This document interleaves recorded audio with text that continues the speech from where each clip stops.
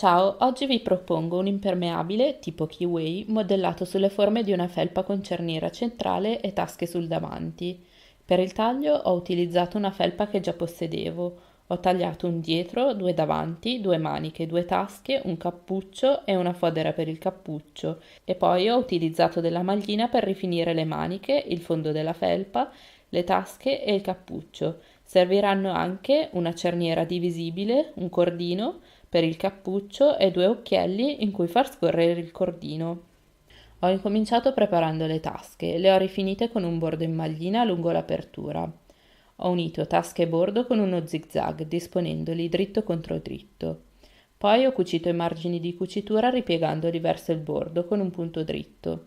E infine ho ripiegato il bordo verso il rovescio e ho fissato il tutto con uno zig-zag.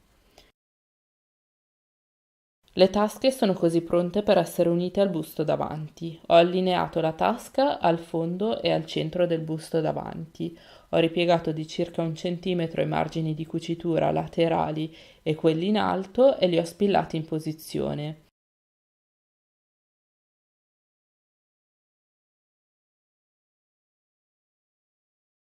E li ho cuciti con due linee a punto dritto, completando con qualche punto parallelo all'apertura per rinforzarla.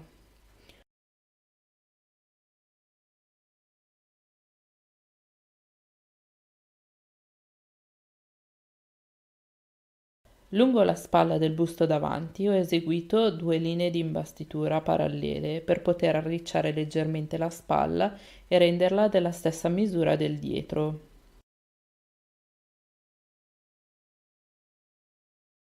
Ora i due davanti sono pronti per essere uniti al dietro, all'altezza delle spalle. In realtà ho tagliato il dietro in modo che la cucitura della spalla fosse spostata verso il davanti, in modo che si vedesse l'arricciatura. Ho cucito con un punto sopragitto per tessuti elastici, infatti la stoffa che ho utilizzato è un jersey gommato all'interno. Ho poi ripiegato i margini di cucitura verso il dietro e li ho impunturati con un punto dritto. Ora possiamo unire le maniche al busto. Ho trovato la metà della manica e quella del giromanica, dato che in questo caso non corrisponde alla cucitura della spalla, e li ho fatti coincidere, così anche per le due estremità, e ho cucito tutto con un punto sopragitto.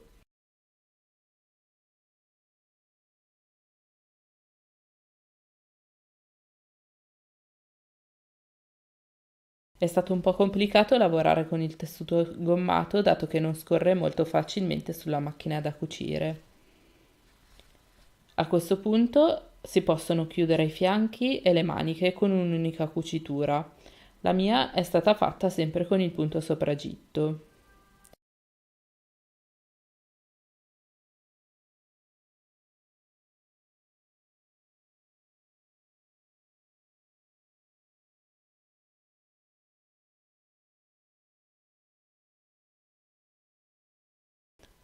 Ora passiamo alle rifiniture. La prima e la più semplice sarà quella delle maniche.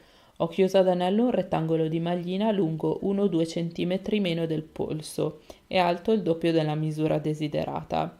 Il polsino andrà ripiegato in due nascondendo i margini di cucitura e poi unito alla manica, cercando di far coincidere le due cuciture e, dato che il polsino è più stretto di qualche centimetro, andrà cucito tenendolo teso e distribuendo l'ampiezza della manica.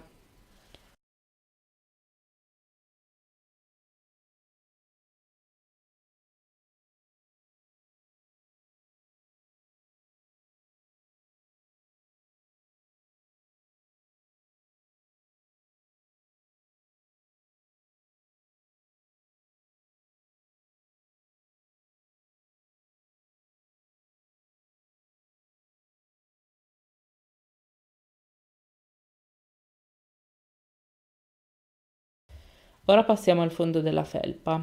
Anche in questo caso la maglina è di qualche centimetro più corta della felpa e alta il doppio della misura desiderata.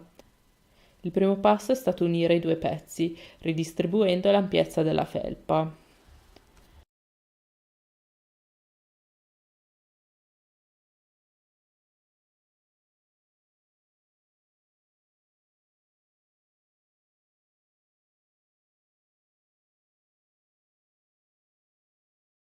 È giunto il momento della cerniera. L'ho divisa e ho posizionato la parte col cursore con il cursore contro il dritto della stoffa a partire dalla metà dell'altezza della maglina e l'ho spillata in posizione. Stessa cosa per l'altro lato.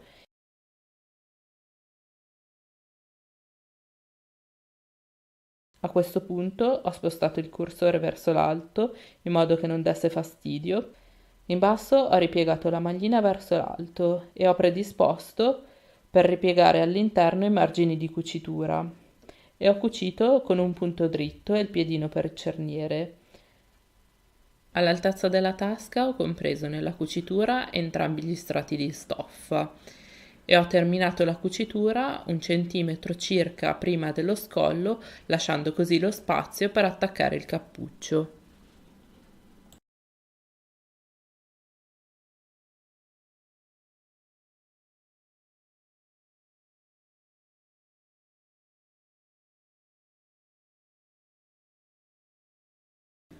Dopo aver rivoltato la maglina, ho impunturato lungo entrambi i lati della cerniera, utilizzando un punto dritto e il piedino per cerniere. Ora si potranno ripiegare i margini di cucitura lungo tutto l'interno e cucire per fermarli in posizione. Io ho utilizzato uno zig-zag, cucendo dal dritto.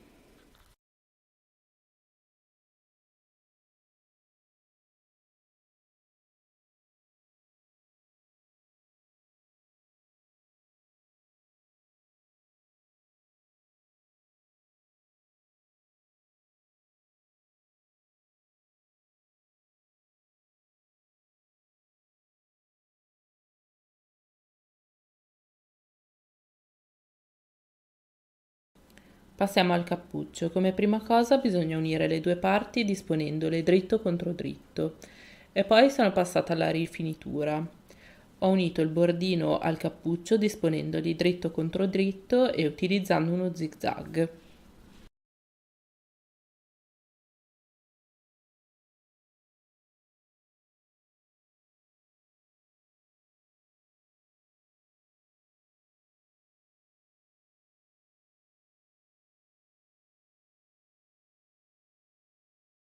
Ho poi cucito i margini di cucitura alla maglina con un punto dritto.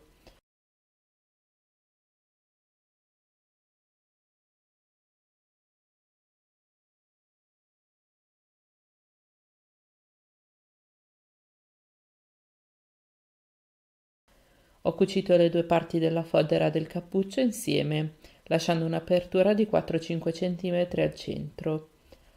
La fodera è 1 centimetro meno profonda del cappuccio e circa 2 più lunga.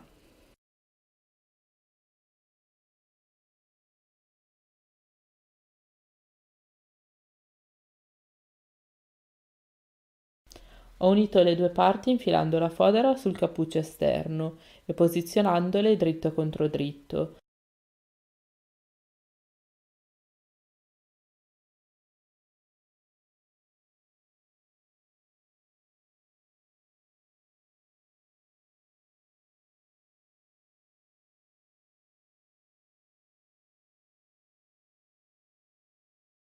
Prima di unire il cappuccio al busto ho imbastito lungo il collo con un punto dritto molto lungo, in modo che non si sformasse, e ho accorciato la zip che era troppo lunga.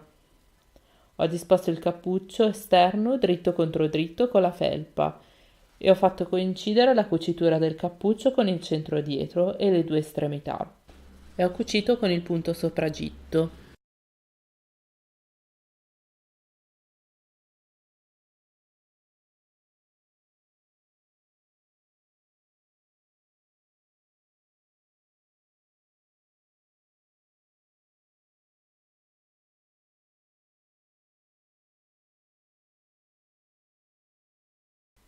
Una volta terminata l'operazione ho rimosso l'imbastitura. Ho insaccato tutta la felpa dentro il cappuccio per chiudere la fodera, cucendola ai margini di cucitura di unione tra cappuccio e felpa.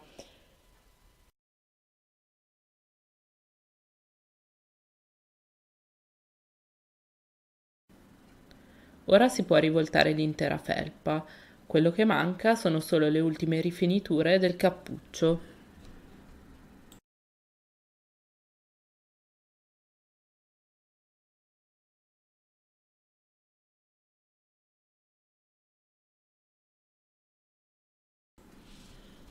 Ho fissato gli occhielli, in descrizione vi lascio il link a un video che insegna come utilizzarli. Poi ho fatto passare il cordino all'interno e l'ho fissato con degli spilli in modo da tenerlo da parte mentre eseguivo l'impuntura.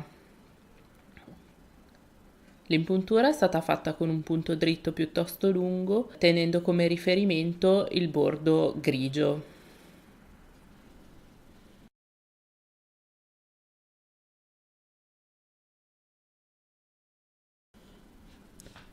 Quindi ho chiuso sempre con un punto dritto l'apertura di 4-5 cm lasciata nella fodera.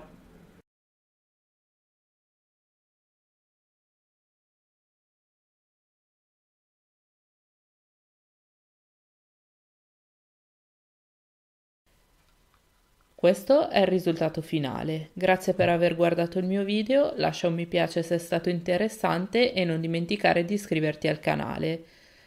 Un saluto e alla prossima!